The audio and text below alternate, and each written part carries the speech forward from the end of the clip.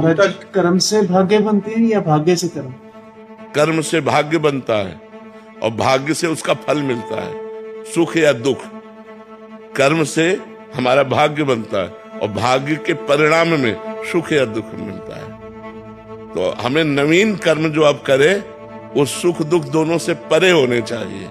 वो है भगवान का भजन जो परमानंद प्रदान करता है, सुख। मोबाइल अगर कलयुग ने चलाया तो उसमें गुण भी है और दोष भी है। कलयुग आधुनिक जो चलाए है, अच्छा सुनो, तुम रोज कथा बैठ के हमारे पास थोड़ी सुनते हो, लेकिन रोज मोबाइल से सुनते हो। तुम्हारा परिवर्तन होता है कि नहीं? आप आए ही वो मोबाइल से सुन के, तो अब आप मोबाइल को अगर बुरा कह दो कि मोबाइल तो आधुनिक कलयुग ने चला दिया, तो उसमें बुरा भी पार्ट है और अच्छा भी पार्ट है। तो वैसे शास्त्र में मोबाइल भी तो नहीं लिखा, उसमें तो लिखा कि ऐसे परस्पर बैठ के चर्चा। बट आज आधुनिक युग, बाहरी सुधार से कुछ नहीं होना, आंतरिक सुधार चाहिए। बाहरी का, आप मंदिर जाते हैं, आप टीवी में रामायण देखते हैं या रामायण सुनते हैं, संतों के प्रवचन सुनते हैं, सब बाहरी क्रियाएं हो रही हैं। आप आरती पूजा भी करते हैं, आप सब करते हैं, लेकिन आप अंदर झांक के देख लीजिए। ये कोई कल्पना नहीं है, हम तुम सब बिल्कुल साक्षात बैठे हैं, अंदर झांक के देख लीजिए। गणित वही चल रही, मन की गणित नहीं बदली तो बदला क्या? सहज भजन में गाया गया। बहुत शिष्य हैं जो आपकी बातों का अनुसरण करते हैं। जैसे आपने बोला कि 11 माला मंत्र की करनी है, इतना वाणी पाठ करना है,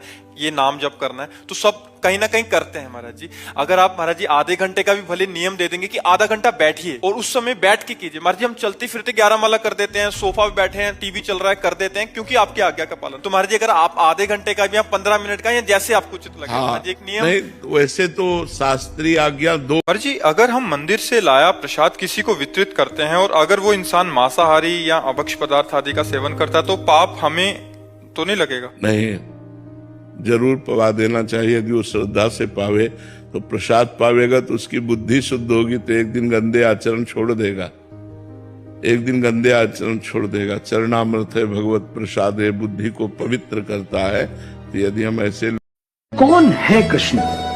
पूर्ण परमात्मा, 16 कलाओं के स्वामी, ऐसे परम ज्ञानी के गीता का ज्ञान देते हैं, ऐसे सदाचारी के द्रौपदी की लाज बचाते हैं, ऐसे बलशाली के गोवर्धन उंगली पर उठा लेते हैं, और ऐसे तेजस्वी के हस्तिनापुर की राजसभा में दुर्योधन उन्हें बांधने के लिए आगे बढ़ता है तो अपना विराट स्वरूप दिखाकर समूचे ब्रह्मांड को अचंभित।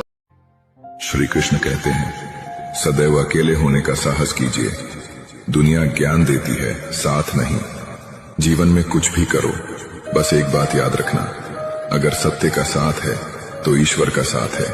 तुम्हारे हिस्से में अगर युद्ध है तो तुम्हारे हिस्से में श्री कृष्णा भी आएंगे। इंसान कर्म करने में मनमानी कर सकता है, परंतु फल भोगने में नहीं।